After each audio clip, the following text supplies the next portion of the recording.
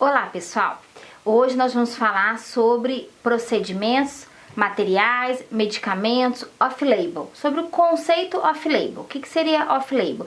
É algo que não está indicado em bula, por exemplo, um determinado stent que é destinado para usar apenas em artérias coronárias e é solicitado para colocar numa artéria renal, por exemplo, ou algum medicamento que ele não tem indicação em bula para determinada patologia.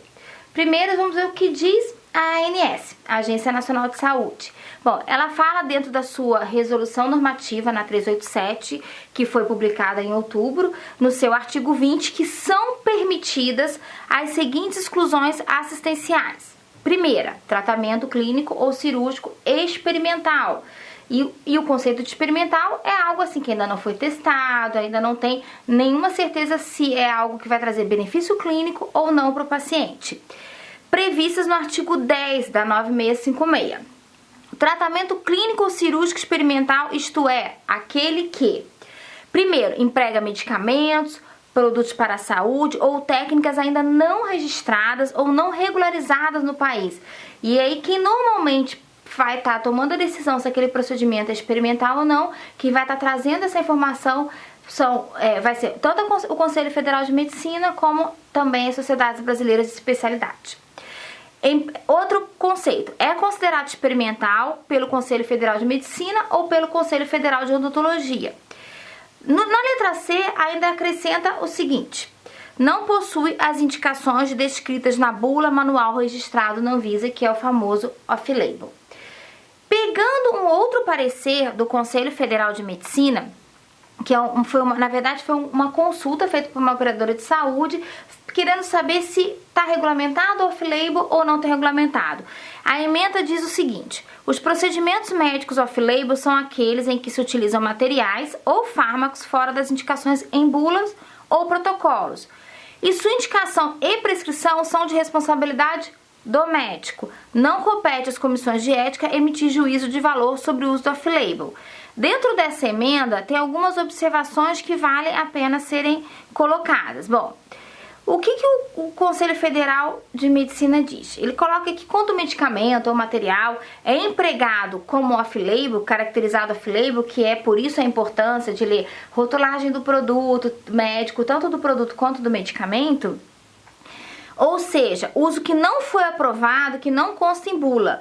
O uso off-label é feito por conta e risco do médico que o prescreve e pode vir a caracterizar um erro médico, mas em grande parte das vezes trata de um uso correto. Então, por isso que é necessário analisar caso a caso, que apenas ainda não foi aprovado. Isso é muito comum acontecer para o medicamento, diferente do material médico, que dificilmente vai mudar a indicação em bula de um produto médico.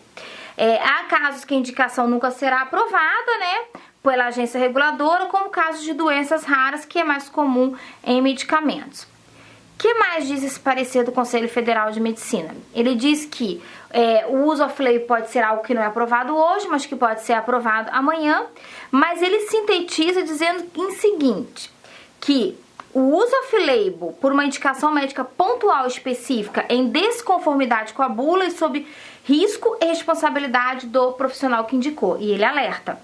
Ele conclui dizendo que não existe regras hoje pro off-label, né? Mas ele diz também o seguinte, que é a responsabilidade do médico e que se tiver qualquer problema, insucesso, qualquer risco para o paciente, esse médico ele poderá ser julgado fazendo-se à luz de cada caso. Ele coloca ainda que qualquer problema que tenha com o cliente, a responsabilidade é do médico e todas as penalidades vão acontecer para o médico e lhe cabe a ele responder.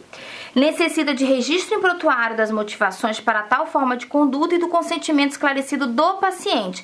Então, em caso do paciente não possa assinar, o seu responsável legal, né, em razão de algum tipo de impedimento. Então, ficou claro o seguinte: o off-label, ele não é 100% proibido. Ele exclui da cobertura da Agência Nacional de Saúde, primeiro ponto. Mas vamos supor que existe algum caso que a operadora resolva analisar, o hospital, e caso a caso desse off-label, é importante ressaltar para o médico que a responsabilidade é 100% dele. Se tiver algum problema, ele poderá responder e que o paciente tem que assinar um termo de consentimento livre e esclarecido. Isso é importante por quê? Para proteger a segurança do atendimento, a qualidade do atendimento prestado. E mais uma vez eu reforço que todos que estão envolvidos, operadora de saúde, hospital, prescritor e até a indústria que forneceu o material ou medicamento como off-label, eles são corresponsáveis dentro desse processo. Essa é mais uma dica para ajudar nas tomadas de decisões e vamos nos ver no próximo momento. Muito obrigada!